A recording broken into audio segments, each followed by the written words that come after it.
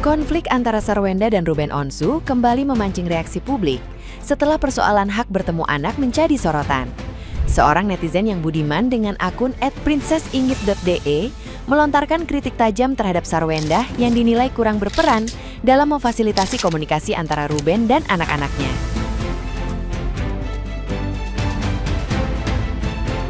Menurut pandangannya, mengarahkan Ruben untuk berkomunikasi langsung dengan anak yang masih berusia muda justru berpotensi menciptakan hambatan dalam membangun hubungan yang sehat antara ayah dan anak.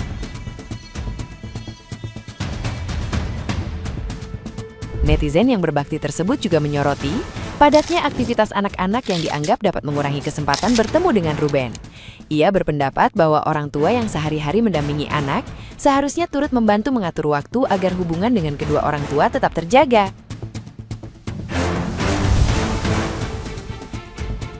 Selain itu, ia mengkritik kebiasaan membawa persoalan keluarga ke ruang publik karena dinilai memperpanjang polemik. Pandangan tersebut kemudian ramai diperbincangkan dan memicu perdebatan baru di kalangan netizen yang budiman yang mengikuti perkembangan konflik Sarwenda dan Ruben Onsu.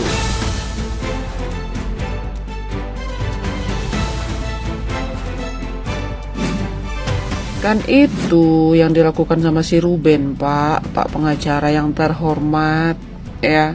Sebelum mau ketemu sama anak, pasti WA si Sarwenda dulu. Tapi jawaban klien Bapak itu apa? Udah langsung ke anak-anaknya aja. Coba Bapak perhatikan kalimat itu.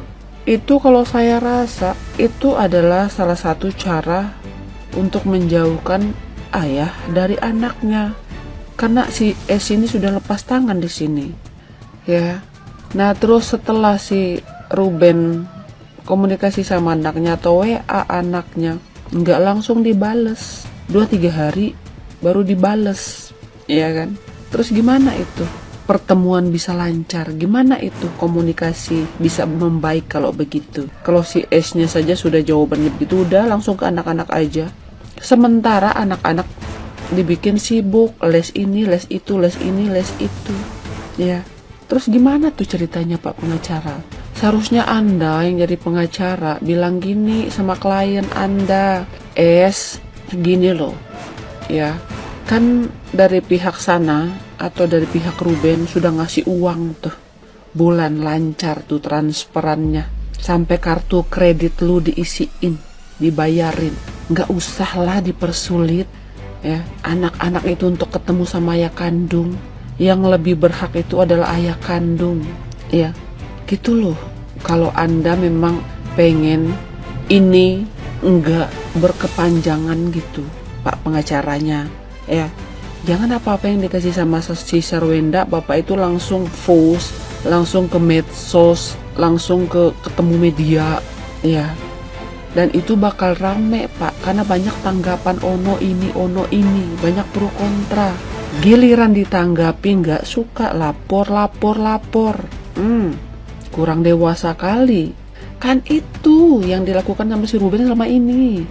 Pengen ketemu anak, selalu WA Sarwenda, tapi si S-nya itu jawabannya langsung aja ke anak. Gimana tuh ceritanya? Coba Bapak pikirkan dulu kata-kata itu kemana arahnya.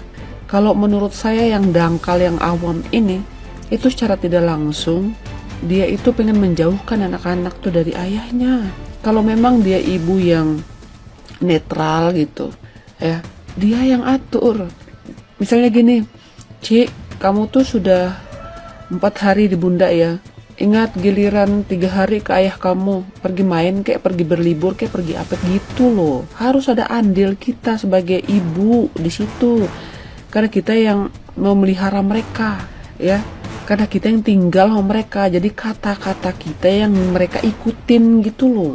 Harus ada itu peran kita di situ. Anak-anak kecil itu nggak bisa mikir sendiri, ya. Jadi kamu tuh ya harus bijak juga jadi orang tua. Sekalipun kata pengacara kamu gini, nggak ada dari pengadilan atau nggak ada tertulisnya kalau anak ini dipastikan hari ini di si Sarwenda, hari itu di si Ruben. Oke. Nah itu tugas kita sebagai orang tua. Kalau kita pengen enak, ya kalau hubungan kita tuh pengen ya baik-baik aja gitu, nggak rusak gitu di mata masyarakat.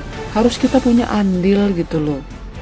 Ya, jangan anak-anak disuruh sibuk mulu, gimana bisa ketemu sama ayahnya. Kayak gitu loh. Itu urusan kita orang tua yang begitu-gitu mah. Nggak usah harus sedikit-sedikit nyemplung ke medsos, sedikit-sedikit nyemplung ke medsos, ya. Nanti giliran ditanggapi lapor, ya. Nanti banyaklah datang tuh anak buahnya tuh ke kolom komentar gue, di-tag lah mereka, ya. Udah. Jangan cemen lah jadi orang, jangan cemen jadi orang, ya. Semua hidup ini tuh, semua apa yang kalian turunkan ke medsos itu, ya itu menjadi bahan ini netizen deh, ya. Itu sudah bukan jadi rahasia lagi, ya.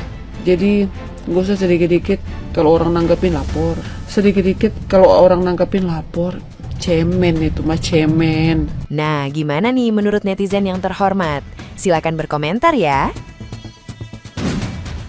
Gue mau nyanyi malu-malu dong pacaran di rumah orang, malu dong pacaran pakai fasilitas Ruben Onsu.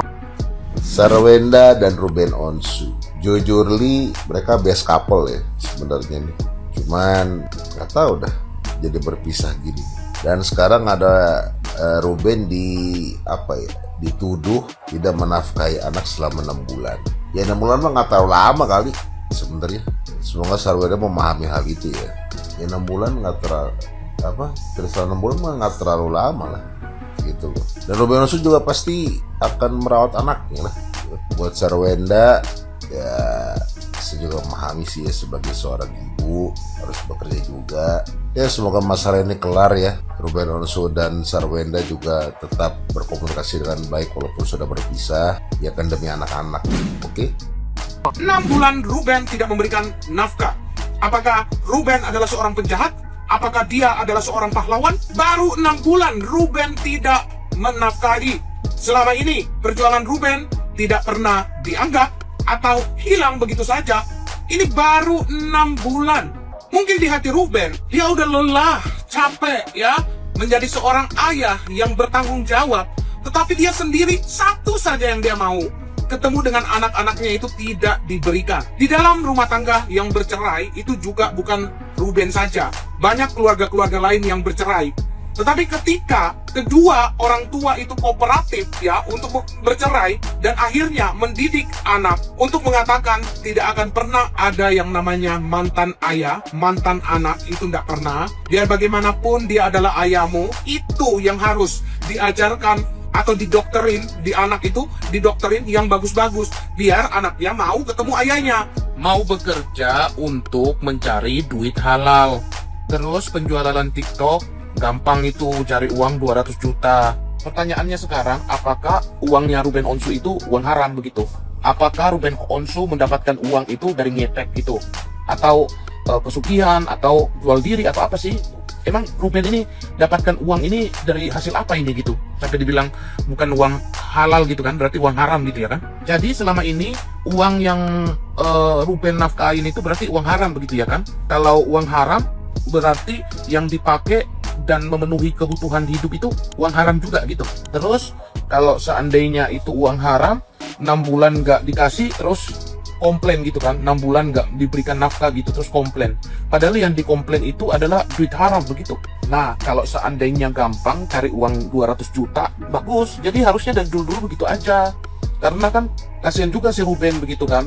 Ruben ketemu anak sulit, uang terus mengalir, kerja bagaikan kuda gitu ya, untuk memenuhi semuanya kan. Ini the real Ruben ini ya, berusaha sekuat tenaga untuk mencari uang untuk memenuhi kebutuhan, tapi kayak seakan-akan itu kebaikannya mau kecil, mau sedang, mau besar itu nggak ada artinya gitu.